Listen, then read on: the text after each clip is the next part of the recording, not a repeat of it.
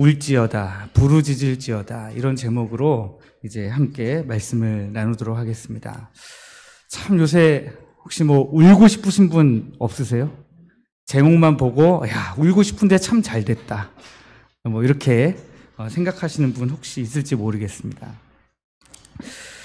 다음 주가 추수감사주일이라서 다음 주는 이제 본문이 추수감사절에 맞는 다른 본문으로 바뀌겠지만 그 한 주를 건너뛰고 나머지는 요엘서를 앞으로 5주간에 걸쳐서 살펴보려고 합니다. 요엘서는 소선지서라는 이 묶음 책이 있는데 그 안에 12권의 책이 있거든요. 성경을 모세 오경으로 나누고 역사서로 나누고 그 다음에 문학서로 나누고 시편, 잠언, 전도서 이런 것들 나누고요.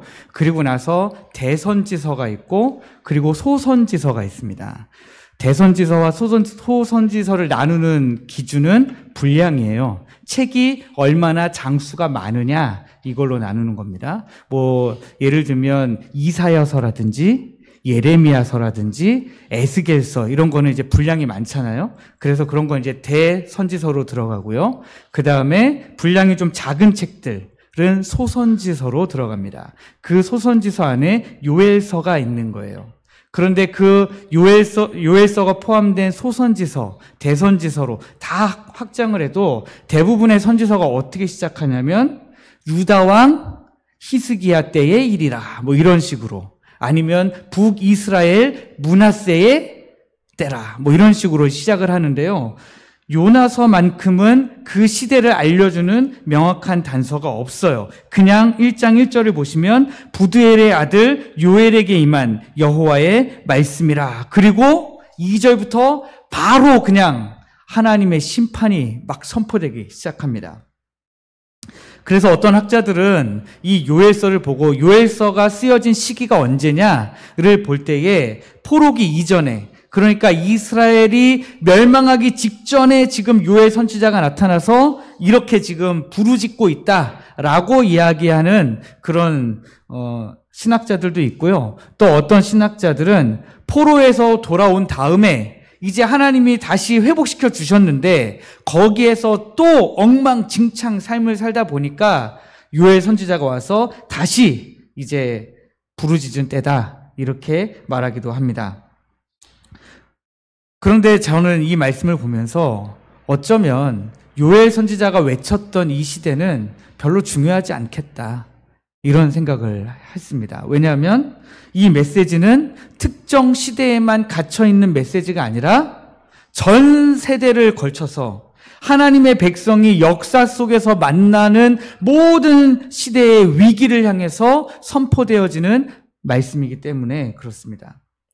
요엘 선지자가 이제 하나님의 말씀을 전하기 시작한 때의 모습은 어땠습니까? 4절에 기록된 것을 한번 보시면 좀 끔찍해요. 팥중이가 남긴 것을 메뚜기가 먹고 메뚜기가 남긴 것을 느치가 먹고 느치가 남긴 것을 황충이 먹었도다. 여러분, 팥중이, 느치, 황충 이런 거 보신 적 있으세요? 메뚜기는 우리가 아는 거고요. 예, 저도 본 적이 없습니다. 제가 이게 도대체 무슨 곤충인가 싶어가지고 막 살펴보면은 그냥 다 메뚜기의 일종이 아닐까 이런 식으로 신학자들도 지금 생각하고 있는데요. 사실 얘네들이 어떤 곤충이냐는 별로 중요하지 않아요. 생김새 별로 중요하지 않아요. 꼭 알아야 되는 거 아니잖아요. 중요한 건 남김없이 다 갉아먹어 버렸다라고 하는 것입니다. 그리고 또 17절부터 20절 말씀에 보면 17절만 한번 읽어보면 이렇습니다. 씨가 흙덩이 아래에서 썩어졌고, 우리 교회는 그래도 농사 지으시는 분들도 있고 이제 또 이 농사 쪽에서는 그래도 좀 아시는 분들이 좀 있는 교회잖아요. 씨가 흙덩이 아래에서 썩어지면 어떻게 됩니까? 이게 이제 싹이 나기 위해서 썩어지는 게 아니라 그냥 아예 썩어져서 이제 싹을 못 틔워요. 그럼 이거는 열매가 없는 거잖아요. 그러니까 당연히 창고가 비고 곡간이 무너졌으니 이는 곡식이 다 시들었습니다. 가축이 울부짖고 소떼가 소란하니 이는 꼴이 없습니다. 양떼도 피곤하고요. 여호와여 내가 주께 부르짖으오니 불이 목장의 풀을 살랐고, 비유적이죠. 무슨 말입니까? 너무너무 더워가지고 풀들이 다 그냥 말라버린 거예요. 불꽃이 들의 모든 나무를 살랐음이니이다. 흡사 산불이라도 난 것처럼 지금 묘사가 되고 있습니다.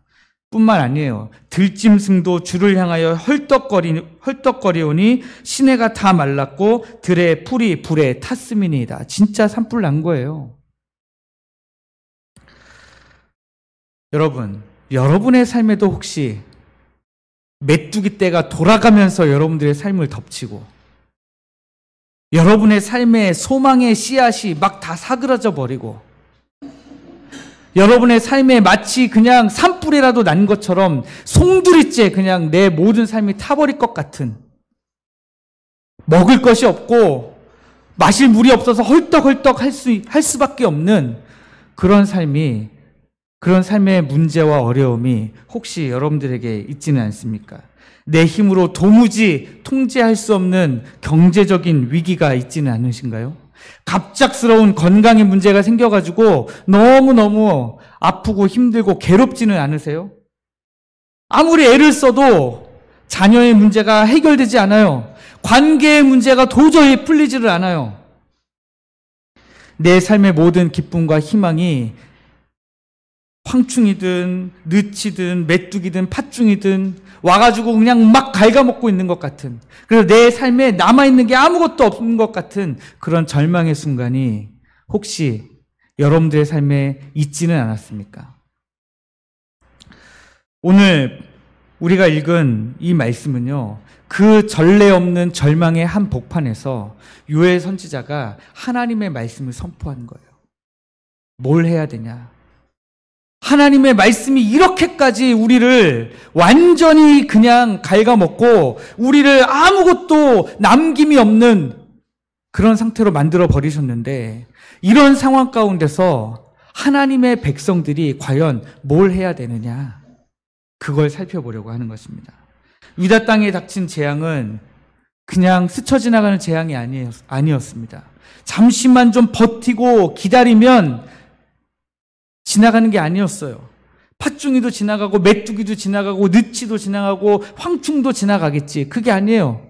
팥중이가 처음에 왔을 때 어땠을까요? 아유, 지나가겠지. 그래도 저거 밭에 저거라도 남았으니 얼마나 다행이야.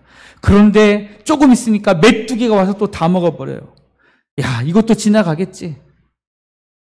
어떤 오페라의 가사처럼 이 또한 지나가리라.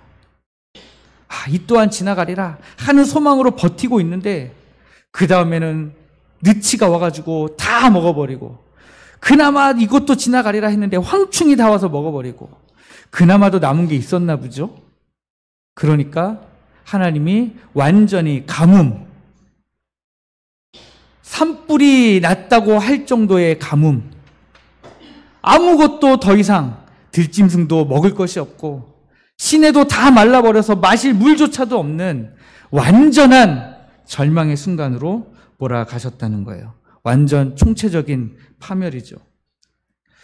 그래서 12절 하반절에 이 총체적인 상황에 대해서 뭐라고 요약하냐면, 12절 마지막에 보시면 이러므로 사람의 즐거움이 말랐도다. 여러분 인생의 즐거움이 말랐다고 생각해 보세요. 오늘 새벽 설교 제목이 구원의 즐거움이었는데 즐거움이 다 말랐다고 한번 생각해 보십시오. 이거는 삶의 소망도 없고 즐거움도 없고 왜 살아가야 되는지 알 수도 없는 그런 상태에 우리가 놓이게 된다라고 하는 거예요. 오늘 본문에 등장하는 이 요엘서 1장의 이스라엘 백성들은요, 삶의 기반이 완전히 무너져 버렸습니다. 그런데 요엘 선지자는 삶의 기반이 무너진 것도 무너진 건데 여기서 문제 하나를 더 얹고 있습니다. 그게 뭐냐면 9절 말씀해 보니까 소제와 전제가 여호와의 성전에서 끊어졌고 여호와께 수종드는 제사장은 슬퍼하도다. 4개의 4종류의 곤충들이 와서 먹어치운 결과 소제와 전제가 다 끊어졌대요. 뭐가 끊어졌다는 얘기예요? 예배가 멈춰섰다는 얘기예요. 이 예배가 멈춰서는 게 얼마나 중요한지 13절 후반절에서 또 이야기합니다. 너희들이 울어라, 울어! 성전에 와서 밤새도록 누워있어라. 왜냐? 소제와 전제를 너희 하나님의 성전에 드리지 못하기 때문이다. 그렇게 지금 이야기하고 있습니다. 먹고 살 것이 없어진 것에서 그친 정도가 아니라 그 다음에 더 나아가서 하나님께 드릴 예물조차 없어서 예배가 끊어졌다는 얘기는 지금 이스라엘 백성과 하나님 사이의 관계가 완전히 끊어졌다는 거예요. 끊어져 버렸어요. 삶과 신앙의 기반이 동시에 무너져 버린 것입니다. 이것이 요엘서 1장에 등장하는 가장 커다란 문제였습니다. 이 총체적인 위기 앞에 여러분들이 계시다면 어떻게 반응하시겠습니까? 여러분들의 삶도 무너지고 예배도 무너졌다면 여러분들은 지금 당장 가서 무엇을 먼저 하시겠어요? 이스라엘 백성들은 무엇을 먼저 했을까요? 이 현실을 실제로 부닥친 사람들이잖아요. 이 1장에 등장하는 이스라엘 사람들은, 그 사람들은 뭘 했을까요? 그 사람들은 5절 말씀에 보니까요, 이렇게 기록하고 있어요. 취하는 자들아 너희는 깨어 울지어다. 포도주를 마시는 자들아 너희는 울지어다. 이는 단포도주가 너희 입에서 끊어졌음이니. 뭐예요? 지금 팥중이가 와서 먹고, 메뚜기가 와서 그 다음을 먹고, 그 다음에 남긴 건 느치가 와서 먹고, 그래도 남은 건 와서 황충이 다 먹어버렸는데 여전히 취하는 자들이 있었다는 거예요. 밭에 이제 소출이 없어요. 아무것도. 그러나 자기 창고에 있던 포도주를 가지고 나와서 그냥 먹고 마시고 취했던 거예요. 현실을 외면하고 현실에서부터 도망가고 싶었던 겁니다. 지금 내 현실은 너무 어려워요. 그러니까 잊어버리자. 어떻게 잊어버릴까? 먹고 마시고 취해버리자. 우리의 삶은 다릅니까? 우리의 삶이 지금 이런 어려움들을 당했다면 우리도 마찬가지일 거예요. 에이, 난 모르겠다 하고 그냥 현실에서 도피해가지고 어디에 숨어 있거나 아니면 가서 다른 이 심한 고통과 괴로움을 잊어버릴 만한 다른 어떤 것을 하겠죠. 어떤 사람들은 도박을 하기도 하고요. 어떤 사람들은 그냥 텔레비전 앞에 붙어 있기도 하고요. 어떤 사람들은 가서 자기 취미 생활을 더 즐기기도 하겠죠. 그러나 또 어떤 사람들은 이렇게 합니다. 11절 말씀해 보시면 농부들아 너희는 부끄러워할지어다. 포도원을 가꾸는 자들아 곡할지어다. 이는 밀과 보리 때문이라. 밭의 소산이 다 없어졌음이로다. 여기에 농부들아 부끄러워할지어다 이랬습니다. 여기에 부끄러워할지어다 라고 하는 말로 쓰인 히브리어 단어는 부시라는 말입니다. 예, 그 미국의 부시 대통령하고 같은 발음이에요. 부시라고 해요. 이 단어의 뜻은 단순하게 감정적으로 부끄러워 이게 아니에요. 부끄러운 감정을 이야기하는 게 아니에요. 여기에 쓰여져 있는 이 부시라고 하는 단어는요, 농부가 1년 내내 땀 흘려서 농사를 지었는데 그것을 이 네 종류의 곤충들이 와서 다 먹어버리고 소출이 없어지고, 그래서 완전히 그 절망적인 상황에서 느끼는 참담함을 이야기하는 겁니다. 실패감을 이야기하는 겁니다. 그러니까 여기 농부들아 너희는 부끄러워할지어다 한 것이 다시 해석하면 너희 무기력하고 완전히 참담함을 느끼는 너희 농부들아, 지금 이렇게 이야기하고 있는 거예요. 내가 믿었던 땅이, 그리고 내가 열심히 흘렸던, 땀 흘렸던 나의 모든 수고가 완전히 나를 배신한 것처럼 느껴지고, 그 결과 내 인생의 밭이 완전히 텅 빈 것을 마주했을 때, 내가 열심히 산다고 살았는데 돌아보니까 아무것도 남은 게 없어요. 그 텅 빈 밭을 마주했을 때 느끼는 그 참담한 감정, 무기력함이죠. 그러면 여러분들 어떻게 됩니까? 그런 무기력함을 느끼면요, 아무것도 하기 싫죠. 완전히 포기하게 되는 거예요. 완전히 낙담하게 되는 겁니다. 손가락 하나도 까딱하기가 싫어져요. 왜? 나는 지금까지 땀 흘리고 일했는데도 아무것도 남는 게 없는데 내가 지금 손가락 하나 까딱한들 무슨 소용이 있겠느냐.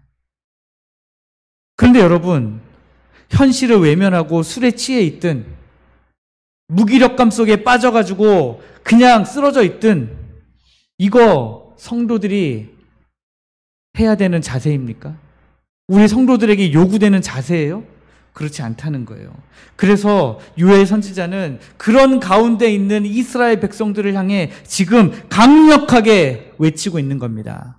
그것을 요약하면 울지어다, 부르짖을지어다 말하고 있는 거예요.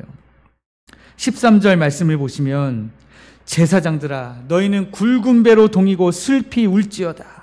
근데 여기 나오는 이 울지어다라고 하는 단어는요, 절망의 눈물을 이야기하는 게 아니에요. 가가지고 야 너 힘들지? 무기력하지? 그러니까 가서 울어 해가지고요 가서 그냥 슬퍼가지고 우는 눈물이 아니에요.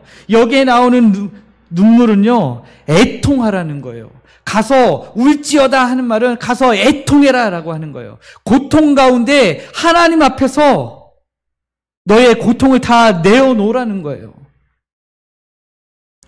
하나님 앞에 매달리라는 것입니다. 예배가 끊어진 우리의 영적인 현실을 바라보면서 가슴을 치고 하나님 앞에 울면서 나아가라는 거예요.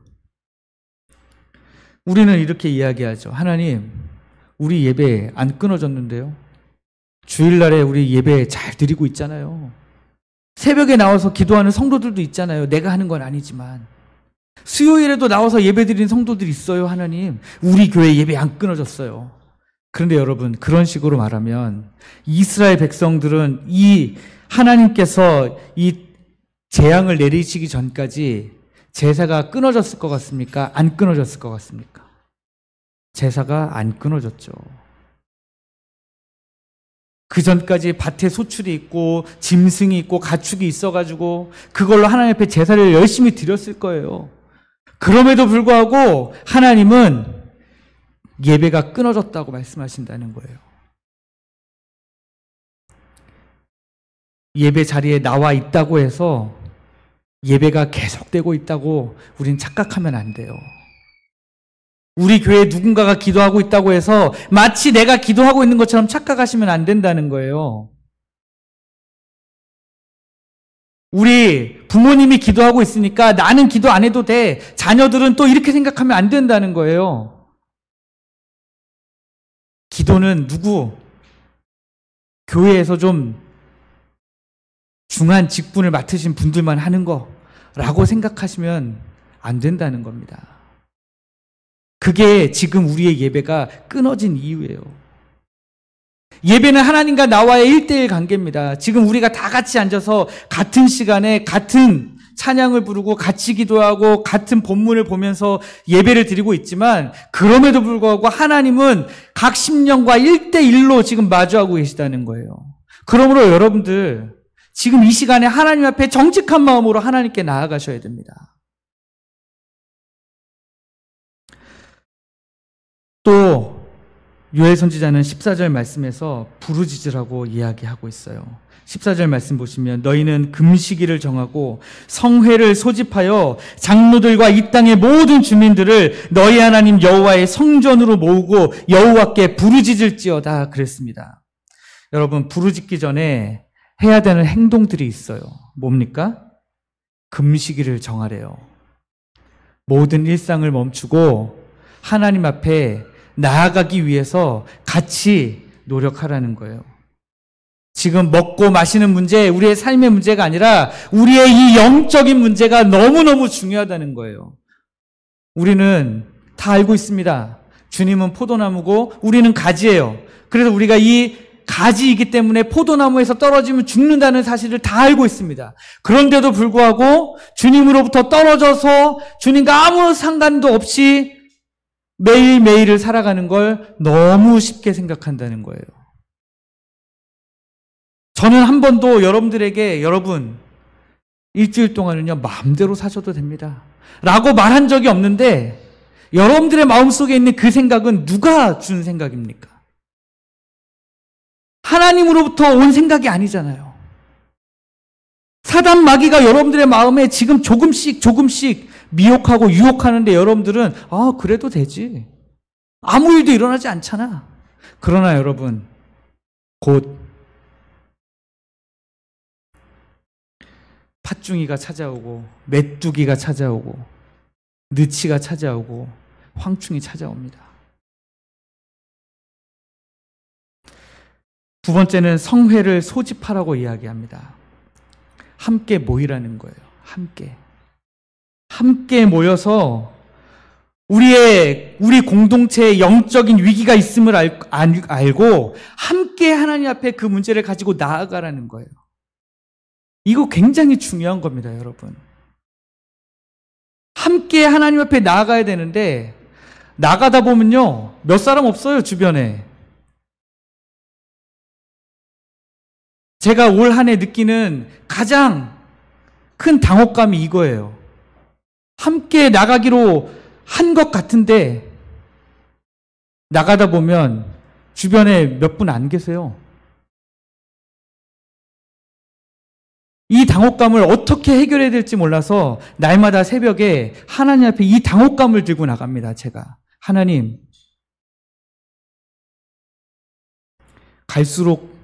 갈수록 함께하는 사람이 줄어드는 이유가 뭡니까? 하나님, 갈수록 우리의 예배가 계속해서 이렇게 끊어지는 것 같은 이유가 뭡니까? 하나님, 우리가 지금 뭘 해야 됩니까? 제가 이 당혹감 속에서요, 한숨이 너무 많이 나와요. 설교를 더 잘하고 못하고 이런 문제도 다 떠나고 우리 교회가 이런 여건이냐 저런 여건이냐 다 떠나가지고 우리가 왜 성회로 모이지 못하고 있는가? 왜 하나님 앞에 한 마음으로 나가고 있지 못하는가? 굉장히 당혹스럽습니다. 그런데 우리가 그런 마음을 가지고 이제 뭘 해야 되느냐? 여호와께 부르짖어야 되잖아요. 우리가 지금 느끼고 있는 이 당혹감, 이 절망감을 가지고 하나님께 나아가서 부르짖으라는 거예요. 근데 여러분들 지금 어디 가서 부르짖고 계십니까? 어디에서 여러분들이 부르짖고 계시는지는 모르겠지만 이제 여호와 앞으로 모이셔야 됩니다. 우리가 같이 모여서 같이 부르짖어야 돼요. 예배를 한 마음으로 같이 드려야 됩니다. 구역 모임 예배 끝나고 식사도 정말 부르짖는 심정으로 같이 교제하시면서 식사하시고요. 끝나고 그냥 가지 마시고 구역 모임도 정말 우리 구역에 같이 모여서 부르짖는다는 심정으로 여러분들 구역 모임도 하셔야 되고요. 여건이 닿는 대로 새벽 예배나 수요 예배도 나오시면 좋지만 너무 어려우시면 제가 매일 아침마다 음성 파일도 보내드리고 유튜브도 바로 올려드리잖아요. 왜요? 여러분들 아침에 어떻게든 말씀 붙잡고 하루 시작하셨으면 좋겠어서 정말 제가 나름대로 최선을 다하고 있습니다. 함께 마음을 모아서 같이 가면 좋겠어요. 우리가 지금 절망 속에서 이전에는 그냥 이거 어떡하지? 문제를 외면하고 그냥 있었어요. 그러나 이제는 함께 하나님 앞에 나아가서 우리가 울면서 애통하면서 하나님께 같이 부르짖고 우리 하나님의 도우심을 좀 기다려 보자고요. 이게 오늘 우리가 이 말씀을 보는 가장 큰 이유입니다. 우리가 왜 그렇게까지 절망감 속에서 하나님, 우리를 좀 살려주십시오. 우리가 울고 부르짖으면서 왜 그렇게 나가야 됩니까? 첫 번째 이유는 여러분, 지금 1장에 나온 이 재앙이 끝이 아니에요. 정말 팥중이, 메뚜기, 느치, 황충이가 와서 다 먹고 그리고 산불이 나고 지금 먹을 게 아무것도 없고 마실 물이 하나도 없고 이거보다 더 안 좋은 상황이 있을까요? 이거보다 더 힘든 상황이 있습니까? 그런데 이게 끝이 아니라는 거예요. 요엘 선지자의 이야기는 이제 곧 여호와의 날이 가까웠다는 거예요. 여러분, 성경에 나오는 여호와의 날은요, 심판의 때예요. 하나님이 심판하시겠다라는 경고의 의미로 지금 1장에 이런 놀라운 재앙을 지금 다 보내셨다는 거예요. 나에게로 돌아와라 하는 의미로 팥중이를 보내셨는데 안 돌아와요. 어쩔 수 없이 그 다음에 메뚜기를 또 보내십니다. 그 다음에 느치를 보내세요. 그 다음에 황충을 보냅니다. 그래도 안 돌아오니까 이제 밭의 소출을 다 완전히 없애버리십니다. 씨가 심으면 다 썩어버려요. 아예 가서 마실 물도 없어요. 온 산에 불바다입니다. 그러고도 안 돌아오면 하나님의 심판이 기다리고 있다는 거예요. 15절 보십시오. 슬프다 그날이요. 이 그날은 과거의 그날을 이야기하는 게 아니에요. 앞으로 다가올 하나님의 심판의 그날을 이야기하는 거예요. 여호와의 날이 가까웠나니 곧 멸망같이 젖는 자에게로부터 이르리로다. 이거 그 날이 오면 진짜 끝나는 겁니다. 하나님 심판의 날이 이르면 진짜 끝나는 겁니다, 여러분. 이 끔찍한 메뚜기 재앙은요, 사실 예고편에 불과한 거예요. 앞으로 다가올 더 크고 무서운 하나님의 심판, 여호와의 날에 경고 사인이에요. 지금 이 경고를 듣고 깨어나야만 한다라고 하는 거예요. 두 번째, 우리가 하나님 앞에 애타는 심정을 가지고 울고 부르짖어야 되는 이유는 하나님께서 이 모든 재앙을 통해서 우리가 부르짖기를 기다리고 계시다는 거예요. 누구에게 부르짖기를요? 우리 하나님께 부르짖기를 지금 기다리고 계시다라는 거예요. 역대하 7장 13절 14절 말씀을 보면 제가 읽어드릴게요.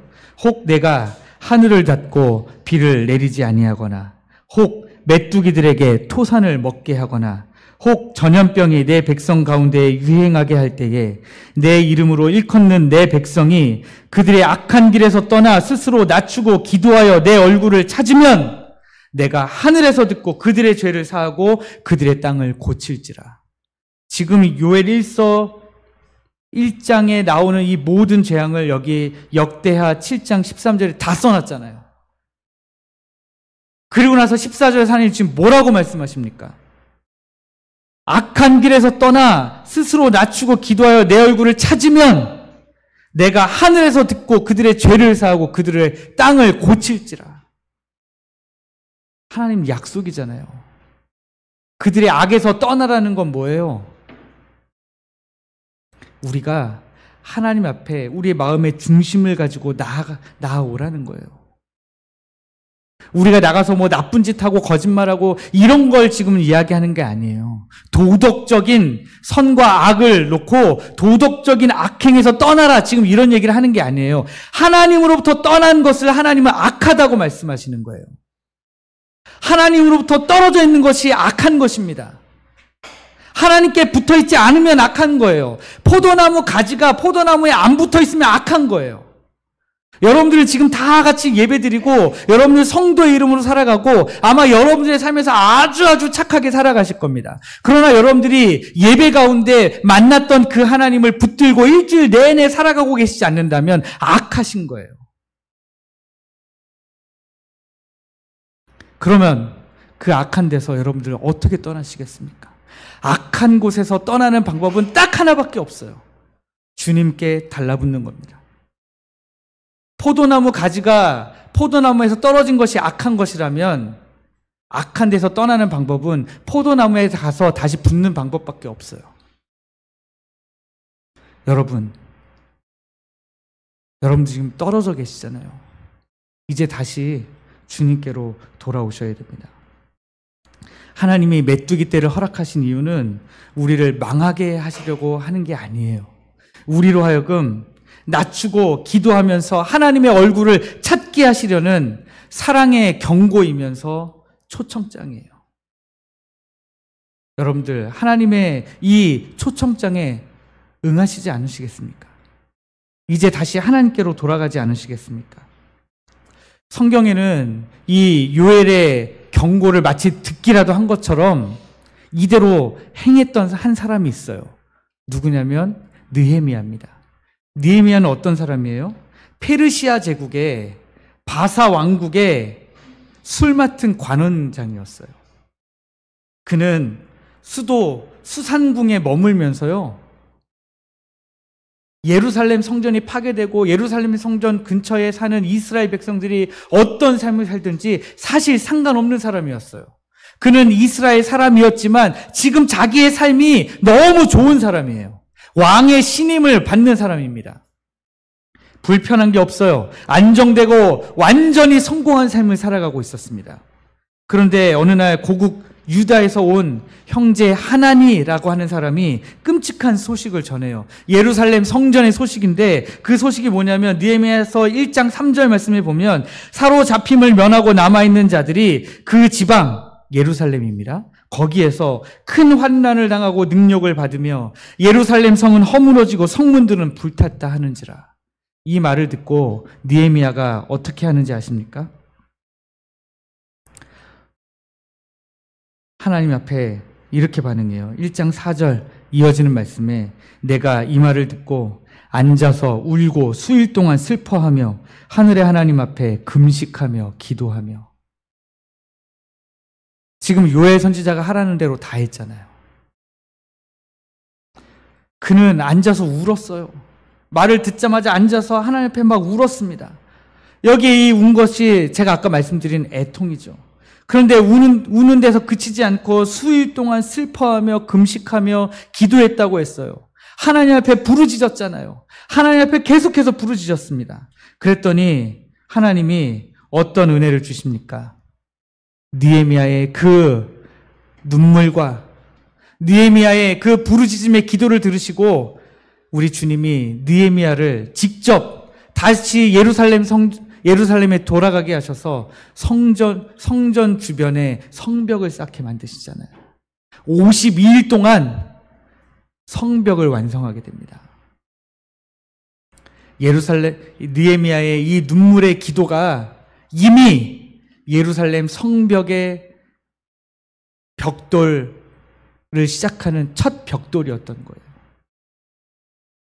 이처럼 회복은 절망에서 시작되는 것이 아니라 부르짖는 기도에서 시작되는 것입니다. 여러분, 우리 교회가 회복되기 원하시잖아요. 다시 일어서기를 원하시잖아요. 우리 하나님 주시는 부흥을 경험하기를 원하시잖아요. 부흥이 뭐예요? 영어로 리바이벌이죠. 살려달라는 소리예요. 다시 살게 하시는 거예요. 살아나게 하시는 게 부흥이에요. 우리 다시 살아나고 싶잖아요. 그런데 어떻게 살아납니까? 하나님 앞에서 한 마음으로 울고 부르짖어야 살아날 수 있다라고 하는 거예요. 우리 하나님의 뜻은요, 우리로 하여금 메뚜기의 떼에 먹히고 황충에 먹히고 그냥 산불에 타서 없어지기를 바라시는 게 아니에요. 19절 말씀해 보면 요엘 선지자가 이렇게 기도합니다. 여호와여, 내가 주께 부르짖으오니. 요엘 선지자는 부르짖으라 해놓고 만 게 아니라 자기도 하나님 앞에 부르짖었어요. 하나님, 지금 우리의 상황이 이렇게 심각합니다. 하나님, 우리가 지금 이렇게 힘들고 어렵습니다. 하고 하나님 앞에 부르짖었습니다. 여러분, 지금 여러분의 삶을 갉아먹고 있는 메뚜기 떼는 무엇입니까? 혹시 그 문제 앞에서 제가 아까 말씀드린 것처럼 외면하고 있지는 않습니까? 혹은 좌절과 낭만 가운데 그냥 쓰러져 계시지는 않습니까? 무기력감에 휩싸여서 그냥 아무것도 안 해야 되겠다 하고 그냥 그렇게 계시지는 않습니까? 하나님은 우리가 그저 우는 것에서 그치기를 원하지 않으세요. 하나님은 우리가 그 눈물을 가지고 기도의 자리로 나와 부르짖기를 원하십니다. 마음에 상처 없는 사람 없죠. 마음에 괴로움 없는 사람 없습니다. 마음에 스트레스 없는 사람 없어요. 고통 없는 사람 아무도 없어요. 문제는 우리 성도들은 그것들을 가지고 어디로 가고 있느냐는 거예요. 거기에서 그런 문제들을 가지고 문제들 앞에서 어떻게 반응하는가가 참 성도냐 아니냐를 결정짓는다는 겁니다. 어려움들을 가지고 기도의 자리에서 기도하는 성도들, 하나님이 지금 바라시는 게 그거예요. 정말 단순합니다. 근데 우리는 어려운 문제가 생기면 생길수록 하나님께 손가락질하고 하나님을 떠나려고 해요. 하나님으로부터 멀어지려고 해요. 하나님의 경고를 듣고 돌아오라는 하나님의 경고에 쌓이는데도 불구하고 오히려 우리는 하나님 나한테 이렇게 하셨죠. 저 그냥 떠나갑니다. 너무 쉽게 하나님의 말씀을 떠나간다는 거예요. 이제 말씀을 맺으려고 합니다. 여러분, 절망의 날 모든 것이 끊어진 그 자리에서 요엘 선지자가 선포합니다. 울지어다. 그러나 우는 데서 멈추지 말고 부르짖을지어다. 하나님 여호와께 부르짖을지어다. 여러분, 혹시 여러분들의 삶에 기쁨이 말랐습니까? 메뚜기 떼가 휩쓸고 간 것처럼 황폐해졌습니까? 하나님을 향한 여러분 자신의 개인의 예배가 중단됐습니까? 그러면 오늘 14절 말씀처럼 우리가 금식일을 정하고 성회를 소집하여 여호와의 성전에 모여 여호와께 부르짖을 때입니다. 우리의 절망이 변하여서 이제 기도가 되어야 하고 우리의 애통이 부르짖음이 되기를 주님의 이름으로 축복합니다.